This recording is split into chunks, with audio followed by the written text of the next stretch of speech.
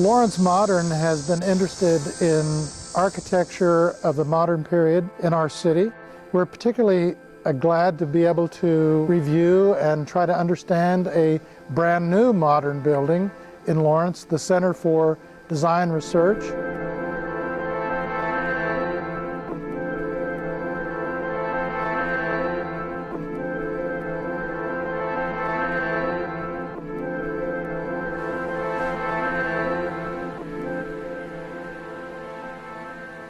The Center for Design Research is the 17th building that the Architecture 804 studio, under the leadership of Dan Rockhill, have done.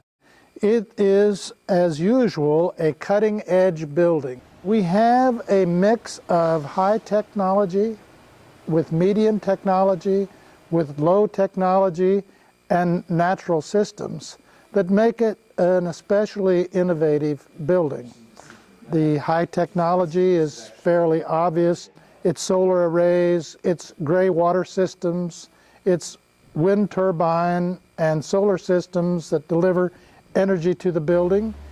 All of that is measured very carefully every day, and the building is to a large extent self-sufficient. In fact, it produces more energy than it needs and sends electricity to an electric fill pump for the Chevy Volt. So you have that kind of high technology.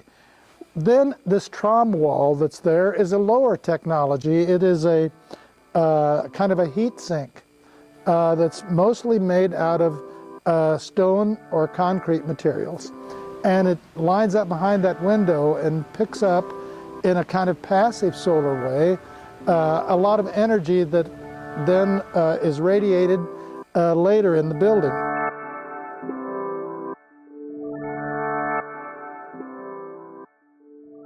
You have a medium technology. A lot of this is steel and glass, designed in a particular way.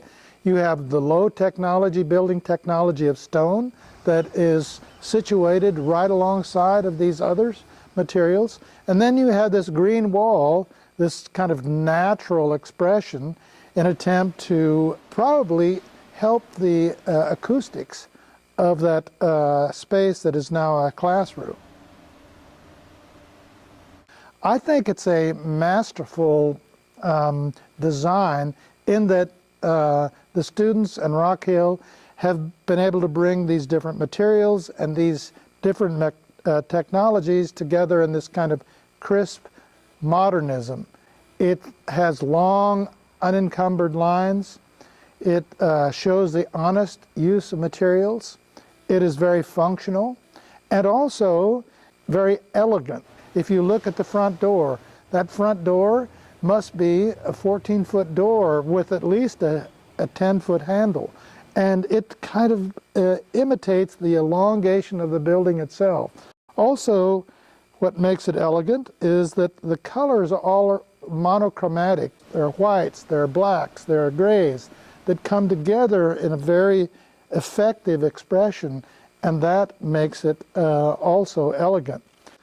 The bathrooms were particularly striking because of the indirect lighting and the clean wall surfaces. But the indirect lighting was so unusual that it creates a kind of comfort that you don't normally find in bathrooms. This bathroom, if you looked at the materials, it could be really cold. But because of the lighting, it's not cold. So here's an example of where I think the lighting was beautifully done that gave this space a kind of warmth that you wouldn't usually expect. This indirect lighting all the way around turns out to be enough. Yeah, and it's a delicate balance, and we wanted to, believe it or not, make going into the bathroom an experience, because there's only a limited number of rooms in this building, and you know, this bathroom was very meticulously designed. We sought a specific aesthetic for the hardware so that the grab bars and the toilet paper holders all had to mimic that same aesthetic. We wanted to bring that steel down to kind of create a sense of drama in here, a heaviness with lightness by the LED lighting that sits in the cove. All in all, it's a very nice balance of materials and colors, and it's a really nice space to be in, actually.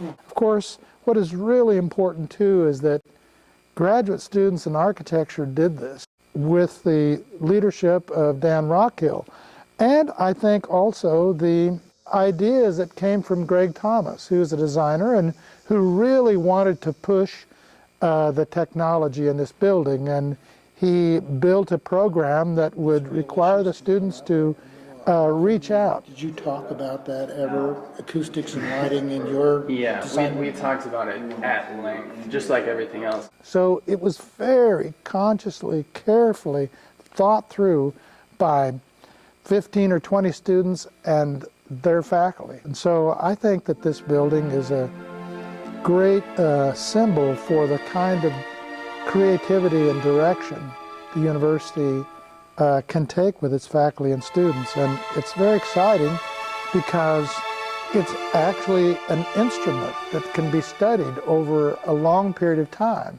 We can see what works and what doesn't work, because this is just the first of its kind. It's sort of like the Word 1.0. Well, wait till it's Word 6.0 or 10.0, and when we find that some of the things we hoped for didn't quite work. That's already happened, for example, on the green wall, in which some of the plants on the green wall are thriving and some of the plants are not thriving. That should not be considered a failure. This is an experiment, and so those that won't thrive in that particular setting will be replaced with plants that do thrive. So I think that this is a great university building for 2011, and I think it's wonderful that students would be able to design something like this, but then actually build it.